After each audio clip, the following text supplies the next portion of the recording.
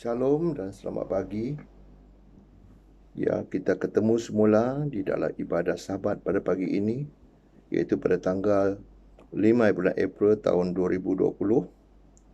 Terpujilah nama Tuhan kerana kesempatan terus walaupun kita melalui rumah masing-masing, melalui online ini atau WhatsApp ini, kita terus dapat menaikkan ataupun mendengar firman Tuhan. Dan firman Tuhan pada hari ini yang bertema Hosana, diberkatilah Yesus Kristus yang datang dalam nama Tuhan. Diambil satu kebenaran firman Tuhan di dalam Yohanes 12 ayat yang ke-13. Dan juga yang kita panggil pada hari ini adalah Palm Sunday. Di dalam ayat ini, Yohanes 12 ayat 13 mengatakan, mereka mengambil daun-daun palem dan pergi menyunsung dia sambil berseru-seru, Hosana, diberkatilah dia yang datang dalam nama Tuhan, Raja Israel. Itulah firman Tuhan. Temanya yang akan dikongsi pada hari ini, iaitu pada hari ini dalam beberapa hari lagi, kita juga akan merayakan Hari Kebangkitan Yesus. Kerana 2000 tahun yang lalu, Yesus datang ke bumi ini. Dan dia datang dan sebelum dia pergi ke kayu salib, disalibkan, dia masuk di dalam Yerusalem. Dan di sanalah kota Yerusalem adalah tempat sebagai Tuhan dan Juruselamat kita menyelamatkan umat manusia. Di situlah mereka yang mengambil baju-baju mereka, jubah-jubah mereka meletakkan di jalan untuk Yesus melewati di sana, dan juga mereka mengambil daun-daun, dan di antaranya adalah daun palma. Mereka letakkan supaya segala raja sedang lalu untuk masuk di dalam kota Yerusalem. Dan itulah janji Tuhan bagi dia yang datang, untuk mereka yang percaya pada dia, terus menerima dia sebagai Tuhan dan Juruselamat, akan diberkati Tuhan. Malah berkati Tuhan dengan luar biasa. Dan di dalam buku Keluaran, kita lihat kebenaran ini, iaitu Keluarannya 30, buku Keluaran 30 ayat 11 hingga 12 berkata demikian. Ya, Keluaran pasal yang ke-30, kita lihat di sini ayat yang 11 hingga 12.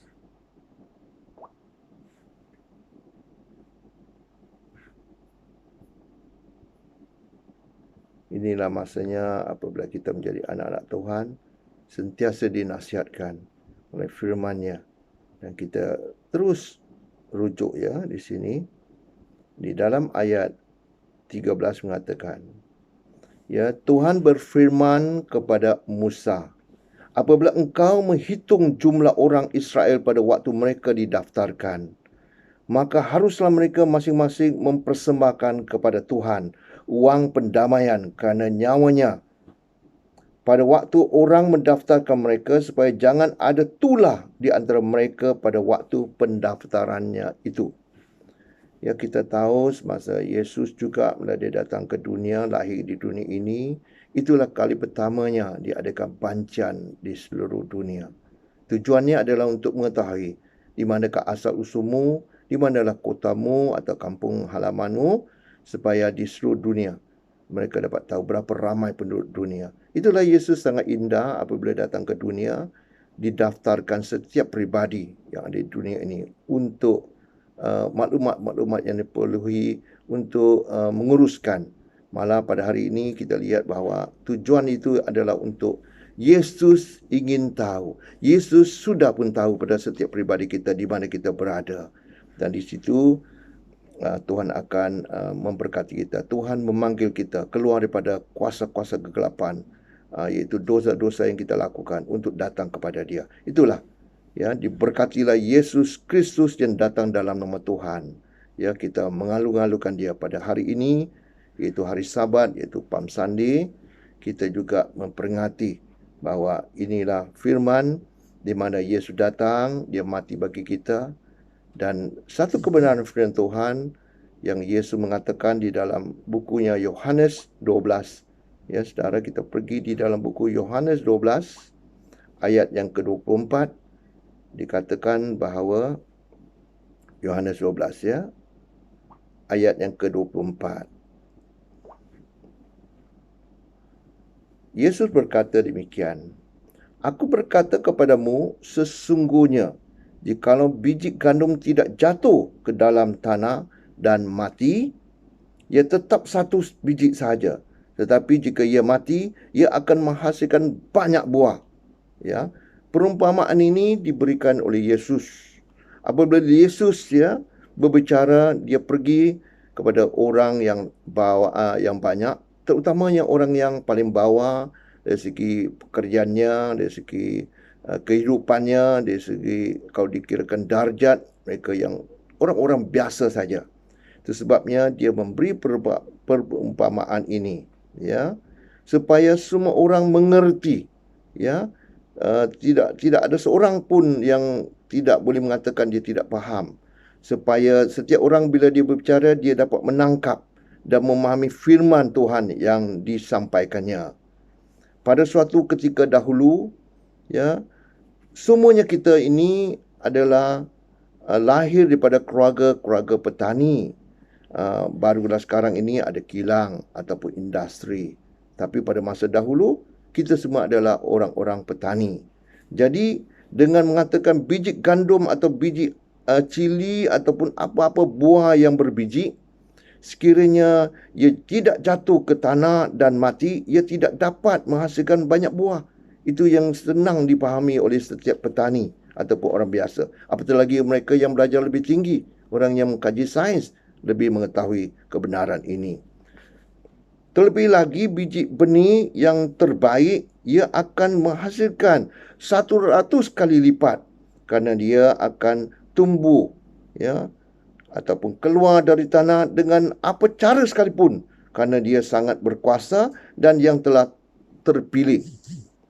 Maksud perumpamaan ini ialah Yesus Kristus sendiri yang telah mati dan bangkit pada hari ketiga, sesuai dengan kitab suci yang telah membuahkan dan menyelamatkan ramai jiwa-jiwa di dunia ini. Itulah perumpamaan yang Yesus beri. Dan sesuai pada hari ini, ya, iaitu hari yang kita menyambut hari yang Palma, iaitu mengalu-alukan Yesus. Hosana, diberkatilah Yesus Kristus yang datang dalam nama Tuhan. Perkara yang kedua, saudara, minggu ini adalah, ya, seperti bahasa kata Palm Sunday yang tertulisnya dalam Yohanes, ya, 12 ayat 13 tadi, iaitu sebagai peringatan peristiwa yang berlaku 2000 tahun yang lalu, iaitu beberapa hari sebelum Yesus disalibkan, ya, yang diutus Bapa mati di kayu salib untuk penebusan dosa-dosa kita, ya, dosa-dosa seluruh manusia di dunia ini. Begitu juga 4 hari lagi kita yang percaya di seluruh dunia akan menyambut Good Friday ataupun Jumat Agung untuk memperingati, ya, kematian Tuhan Yesus di kayu salib untuk keselamatan hidup kekal bersama Yesus buat selama-lamanya. Hosana, diberkatilah Yesus yang datang dalam nama Tuhan. Sebelum dia lahir di dunia ini, ia telah dinubuatkan dalam kitab oleh Nabi Yesaya, Raja damai yang akan datang.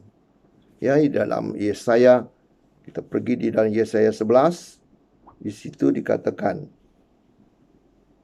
ya, Yesaya 11 ayat 1 hingga 5. Ya, kita pergi Yesaya 11 ayat 1 hingga 5. Masa bacakan di sini, kita sama-sama renungkan firman ini. Suatu tunas akan keluar dari tunggul Isai, dan taruk yang akan tumbuh dari pangkalnya akan berbuah. Roh Tuhan akan ada padanya, roh hikmat dan pengertian, roh nasihat dan keperkasaan, roh pengenalan dan takut akan Tuhan. Ya, kesenangannya ialah takut akan Tuhan. Ia tidak akan menghakimi dengan sekilas pandang saja atau menjatuhkan keputusan menurut kata orang, tetapi ia akan menghakimi orang-orang lemah dengan keadilan dan akan menjatuhkan keputusan terhadap orang-orang yang tertindas negeri dengan kejujuran. Ia akan menghajar bumi dengan perkataannya seperti dengan tongkat, dan dengan nafas mulutnya ia akan membunuh orang fasik. Ia tidak akan menyimpang dari kebenaran dan kesetiaan, seperti ikat pinggang tetap terikat pada pinggang. Itulah Yesus, ya, yang dinubuatkan akan lahir dan datang. Dia adalah Tuhan yang sangat jujur, Tuhan yang maha adil, Tuhan yang akan melakukan segala kebenaran dan kesetiaan ini. Ya, dia akan juga menghajar bumi dengan firman-Nya. Ya, dengan nafas mulutnya dia akan membunuh orang fasik. Itulah kekuatan, kekuasaan yang ada pada Tuhan pencipta kita, Yesus Kristus. Saudara, di dalam Efesus 6, ya, Efesus 6 yang ayat 14 juga, ya, juga dikatakan bahawa kita pergi di dalam Efesus, ya, Efesus 6 ayat 14. Di dalam ayat ini berkata, jadi berdirilah tegap, berikat pinggangkan kebenaran dan berbaju zirakan keadilan. Itulah yang kita juga diminta sentiasanya sebagai umat Tuhan. Sentiasa yang mereka yang percaya. Haruslah kita berdiri tegap, berikat pinggangkan kebenaran dan berbaju zirakan keadilan.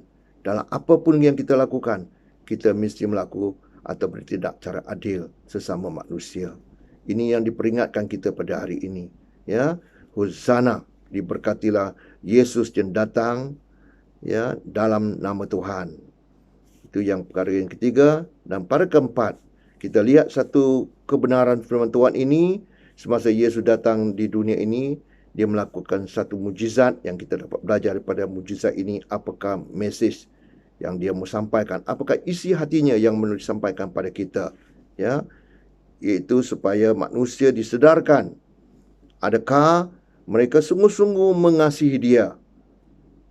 Ya, sedangkan dia telah dahulu mengasihi kita tanpa syarat, iaitu unconditionally love, sacrificial love. Dia memberi kita dengan berkorban. Tidak seperti yang kita selalu meminta sesuatu baru kita mau berkorban atau mau mengasihi. Tapi Yesus sudah mengasihi kita terlebih dahulu. Sebab pada hari ini semua kita orang percaya dapat mengasihi sesama kita kerana Yesus yang sudah mengasihi kita. Betul lagi kita harus mengasihi Tuhan kita, Yesus Kristus. Itulah kita lihat di perkara keempat ini, satu mujizat yang Tuhan lakukan yang terdapat di dalam Matius 14 ayat 22 hingga ayat 33. Kita belajar bersama, saudara, di dalam buku Matius. Semasa Yesus berada di bumi, dia melakukan satu mujizat ini. Dia adalah Tuhan yang mengawal segala alam ini. Dialah Tuhan pencipta alam ini. Itu sebabnya tidak heran kalau dia melakukan mujizat ini. Bagi dia adalah satu perkara biasa. Tapi bagi kita, saudara, menjadi satu yang luar biasa. Di dalam Matius 14, ayat yang ke-22, kita mula di sana. Iaitu berkenaan dengan Yesus berjalan di atas air. Ayat 22 kita baca di sini. Sesudah itu Yesus segera memerintahkan murid-muridnya naik ke perahu dan mendahuluinya ke seberang. Sementara itu ia menyuruh orang banyak pulang. Kita tahu bahawa Yesus baru melakukan satu mujizat besar, iaitu memberi ramai orang makan, ya, di dalam Matius 14 ayat 21. Di sini Yesus memberi mereka makan, ya, makan dengan kenyang. Ayat 20 berkata, dan mereka semuanya makan sampai kenyang. Kemudian orang mengumpulkan potongan roti yang sisa, 12 bakul penuh. Yang ikut makan kira-kira 5,000 laki-laki, tidak termasuk perempuan dan anak-anak. Kalau dimasukkan dimasukkan perempuan dengan anak-anak, mungkin satu keluarga ada 5 orang. Kalau dikiranya 5,000, 5 kali 5, 25,000 orang. Begitulah Yesus melakukan mujizat memberi orang makan. Dan di sini Yesus di dalam ayat 22, Yesus menyuruh, memerintahkan murid-muridnya naik ke perahu. Itulah hari ini juga kita diperintahkan duduk di rumah kita masing-masing. Itulah kita ingin mendengarkan apakah isi hati Tuhan yang ingin menyatakan pada kita. Kita lihat firman ini di mana orang ramai tadi juga yang diberi makan tadi di dalam ayat 22 itu, sementara itu ia menyuruh orang banyak pulang. Ayat 23 kita lihat, dan setelah orang banyak itu disuruhnya pulang, Yesus naik ke atas bukit untuk berdoa seorang diri. Itulah Yesus sentiasa bersama dengan Bapaknya. Dia bergantung penuh kepada Bapaknya. Apa yang dia dengar, apa yang dia bersama-sama dengan Bapaknya, dan apa yang Bapaknya lakukan, apa yang Bapaknya suruhnya, itu yang dilakukan. Itulah Yesus mengajar kita. Sentiasa kita harus datang kepada Bapa, kepada Tuhan sendiri untuk berbicara secara pribadi. Di sini Yesus pergi seorang diri, berdoa. Berdoa itu sebenarnya bercakap dengan Tuhan. Ketika hari sudah malam, ia sendiri di situ. Memang dia sendirian. Haruslah kita sendiri ada saat teduh kita bersendirian dengan Tuhan. Tujuannya untuk kita terus dapat mendengar suara Tuhan. Apakah suara Tuhan ingin menyatakan satu di dalam hidup kita? Apakah yang sedang berlaku pada ketika ini, saat ini, yang harus kita tahu? Hanya Tuhan yang hidup saja dapat memberitahu kita. Dan terus kita lihat di dalam ayat 24, perahu murid-muridnya sudah berapa mil jauhnya dari pantai dan diombang-ambing gelombang kerana angin sakal. Jadi pada cerita ini, saudara, kita belajar pada hari ini dengan keadaan seluruh dunia mencari jawapan penyakit menular COVID-19. Mereka tidak dapat jawapan. Tapi kita lihat daripada kebenaran firman Tuhan ini di dalam Matius 14 ini, Yesus mengajar kita sesuatu. Itu murid-muridnya dan juga kita sebagai orang percaya hari ini harus kita belajar apa yang dia nyatakan. Yang kita lihat yang pertama tadi, Yesus perintahkan anak ataupun anda pada hari ini, haruslah kau berdiam diri, duduk di rumah untuk mencari wajah Tuhan, untuk mendengarkan suaranya. Yang kedua, berdoa secara peribadi pada Bapa di surga, mengadakan satu perhubungan yang intim bersama Bapa hingga kita dapat dengar suaranya. Yang terusnya kita lihat, yang ketiga, hidup kita sentiasa ada badai yang melanda. Di sini di ayat 24 dikatakan berapa mil jauhnya dari pantai dan diombang-ambing gelombang kerana angin sakal. Di dalam hidup kita memang ada banyak permasalahan. Bukannya semuanya hidup kita ni, walau kita sudah menjadi anak-anak Tuhan, Tuhan tidak menjanjikan langit itu selalu cerah. Tapi ada juga yang ribut, topan ataupun angin-angin sakal ini, iaitu gelombang-gelombang kita boleh diombang-ambingnya dengan keadaan yang berlaku di sekeliling kita. Tapi apakah yang harus kita lakukan? Di mana kita lihat seterusnya di ayat 25, kira-kira jam 3 malam datanglah Yesus kepada mereka berjalan di atas air. Itulah saatnya bila kita diombang-ambing, kita di dalam keadaan yang tidak tenteram, saat kita memerlukan Tuhan, saat kita dalam kesusahan, Yesus hadir dalam hidup kita. Cara mujizatnya, dia mengawal segala alam semesta ini. Kita tidak tahu, tapi dia yang tahu. Dia mengawal segalanya keadaan situasi, walaupun ada COVID-19-nya. Kita percaya sungguh-sungguh seperti yang tertulisnya di dalam Mazmur 91 itu, betapanya Tuhan berjanji pada orang percaya tidak akan mereka dilanda oleh penyakit ini. Kalau kiranya pun, kalau orang ini dilanda itu, kalau ada untuk kemuliaan nama-Nya, biarlah terjadinya sesuai dengan kehendak-Nya, bukan kehendak kita. Tuhan yang sudah memimpin kita, kita lihat yang itu adalah perkara yang keempat tadi, yang segala kesusahan tetap saat kita dalam keperluan, kita berteriak pada Tuhan, maka Tuhan akan mendengar. Tuhan tidak pernah lewat, malah dia datang pada tepat pada waktunya. Ayat seterusnya kita lihat ayat 25. Ketika murid-muridnya melihat dia berjalan di atas air, mereka terkejut dan berseru, "Itu hantu!" Lalu berteriak-teriak kerana takut. Memang saudara, apabila di dalam keadaan kita sudah keadaan situasi yang takut, panik, Contohnya di dalam menularnya penyakit COVID-19. Orang rasa panik, takut di mana-mana. Ya, apabila Yesus datang, mereka juga tidak dapat lihat, mereka tidak dapat mendengar suaranya.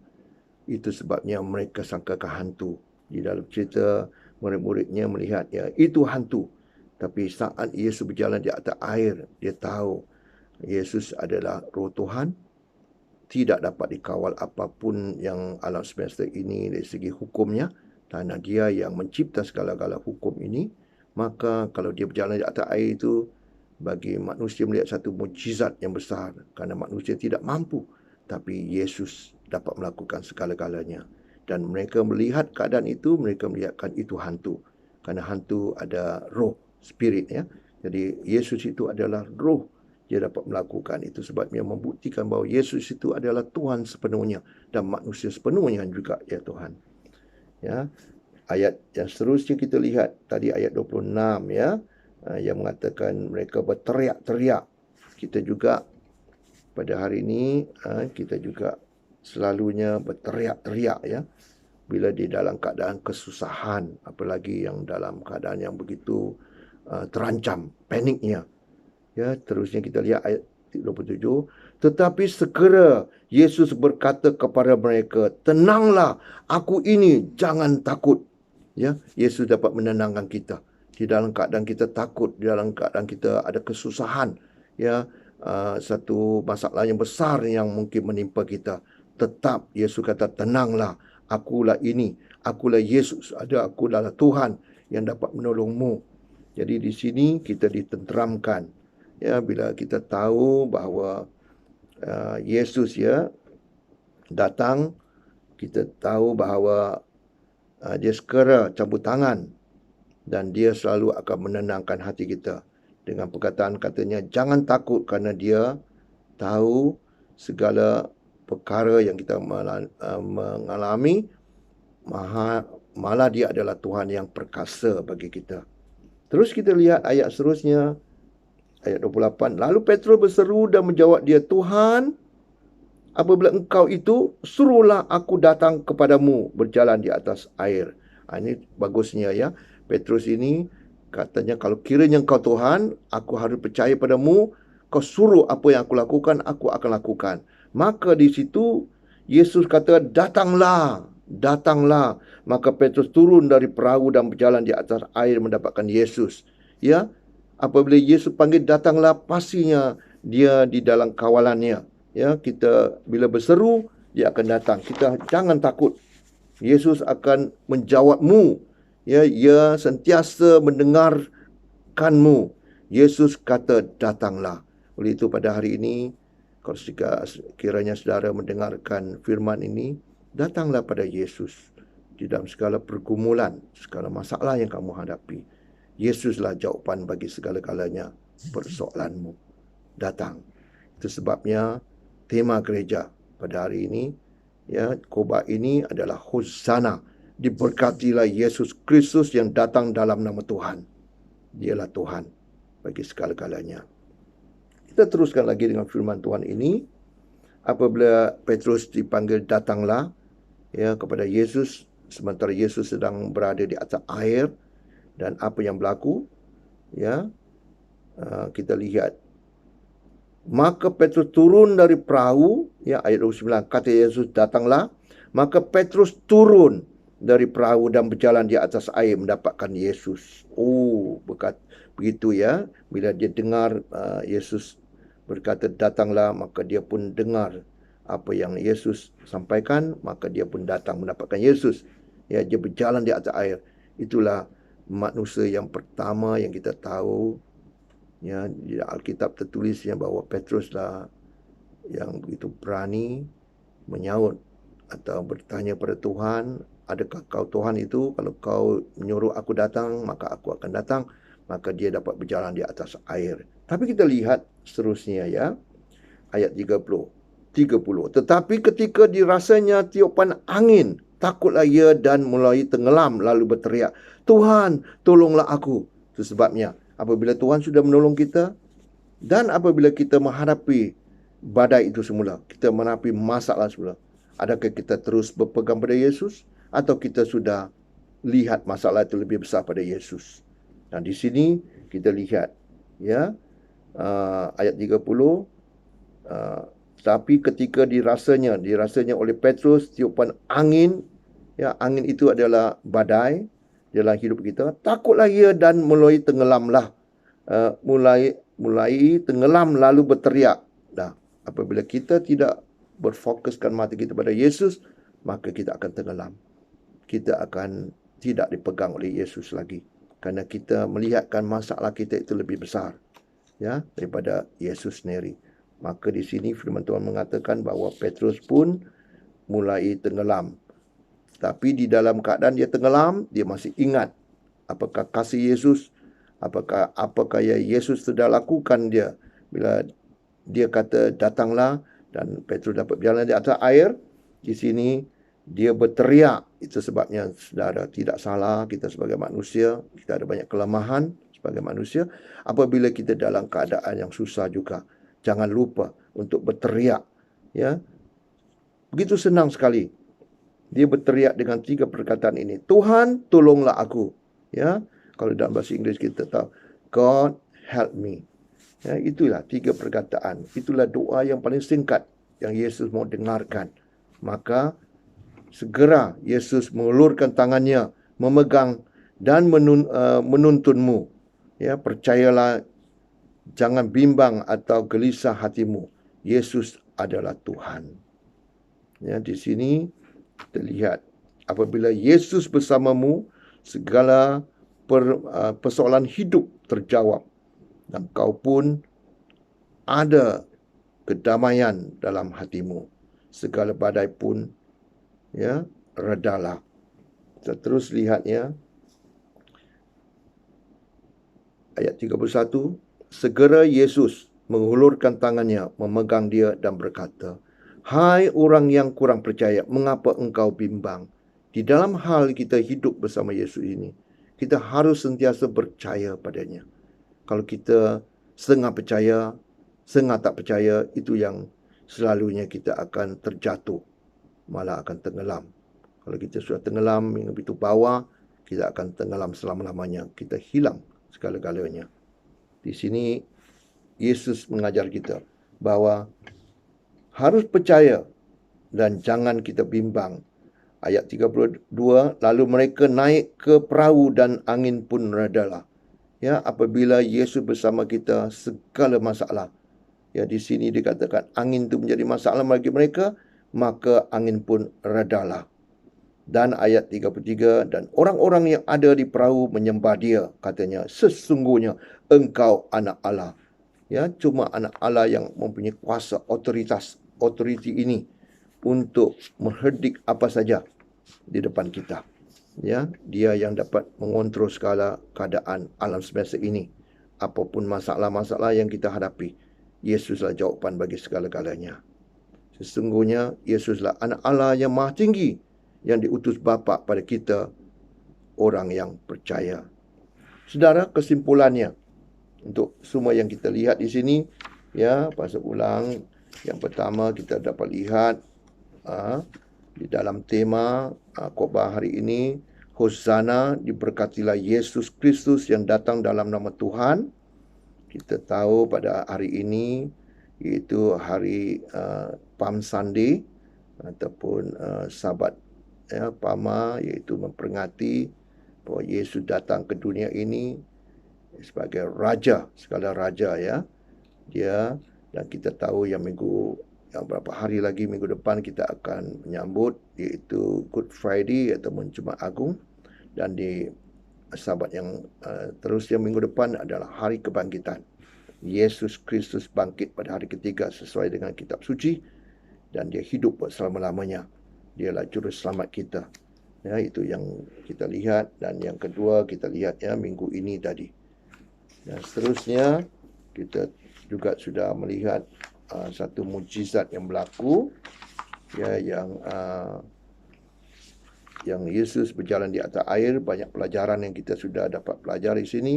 Kita sudah tahu apakah isi Tuhan, isi hati Tuhan ingin menyatakan pada kita sebagai orang percaya, supaya kita sentiasa berpegang pada tangannya, pegang pada ajaran firman-Nya yang sudah tertulis di Alkitab sebanyak 66 buku. Ya, semuanya lengkap ditulis di sana sebagai makanan rohani kita, sebagai pelita untuk kita berjalan, supaya kita tidak akan terpesong ke sini atau ke sana, melainkan terus tetap kita berjalan sampai ke garisan penamat. Kerana hidup ini adalah satu perjalanan, terus kita akan bersama Yesus pada satu hari nanti di surga. Jadi saudara, itu yang kita sudah lihat.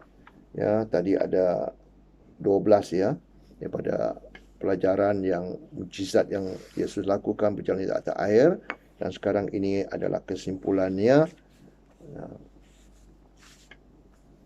Jadi saudara, terpujilah Allah Bapa yang memberi anaknya Yesus Kristus yang datang dalam nama Tuhan untuk memberkati kita semua. Ya, itu 2000 tahun yang lalu Yesus datang ke dunia ini. Dialah satu-satu Allah, satu-satu Tuhan yang kita percaya bahawa dia mati bagi untuk penebusan dosa kita. Ya, dia yang tidak ada dosa dijadikan sebagai orang berdosa untuk menggantikan tempat kita. Mati di kayu salib, disalibkan untuk segala pelanggaran kita. Ya, dosa-dosa kita. Hingga kita percaya pada dia dengan iman kita percaya segala pekerjaan yang di atas kayu salib, maka kita diselamatkan, maka dibenarkan, dan kita juga akan menantikan itu pada satu hari nanti kita akan dipermuliakan bersama-sama dengan Tuhan Yesus Kristus apabila dia datang kembali, ya, di dalam awan-awan permai itu. Dan kita yang mati di dalam Kristus akan dibangkitkan dahulu, dan sesudah itu kita yang masih hidup akan diubah dengan sekejap mata untuk menerima tubuh yang baru, tubuh kemuliaan. Ya, darah dan daging tidak dapat masuk surga, tapi dengan tubuh kemuliaan kita dapat masuk di dalam kemuliaan Tuhan, bersama-sama duduk, ya, tinggal bersama Yesus di surga buat selama-lamanya. Jadi itulah saudara, ya, ia mati bagi dosa-dosa kita hingga kita dibenarkan. Kita memperoleh kehidupan yang kekal selepas kematian, atau kita tidak akan mengalami kematian, tetapi tubuh kita diubah dan masuk dalam kemuliaan Allah semasa ia datang kembali jika kita masih hidup pada saat itu. Dan yang ketiga saudara, percayalah pada Yesus Kristus sebagai Tuhan dan Juru Selamatmu sekarang dan buat selama-lamanya. Sekiranya saudara yang mendengar firman pada hari ini, yang masih belum menerima Yesus, pastor ingin mengundang saudara untuk terimalah Yesus sebagai Tuhan dan Juru Selamatmu, supaya engkau dapat memperoleh hidup yang kekal. Dengan ini, kita terus berdoa. Mari kita tutup mata dan kita berdoa. Bapa kami yang ada dalam surga, terpujilah nama-Mu, kerana Engkau mengutus anak-Mu, Yesus Kristus bagi kami. Bukan bagi kami sahaja, malah bagi semua umat manusia di dunia ini. Kiranya Tuhan, bagi mereka yang mendengar firman ini, Engkau yang dapat menjamah hati mereka, menyentuh hati mereka, hingga mereka akan mencari kebenaran dan mereka akan menerima kebenaran ini, dan mereka akan melihat hanya Yesus Kristus, nama yang diberi di bawah kolong langit ini, supaya manusia dapat diselamatkan. Ya, tidak ada nama yang lain melainkan nama Yesus Kristus. Oleh itu Tuhan, berkatilah setiap mereka yang mendengar akan firman ini. Biarlah mereka sentiasanya akan mencari kebenaran ini, dan mereka akan menjumpa kebenaran ini, di mana Yesus Kristus adalah Tuhan semesta alam ini. Dan berkatilah semua mereka Tuhan. Di dalam nama-Mu ya Tuhan Yesus Kristus, hamba-Mu berdoa dan ucap syukur ini. Amin.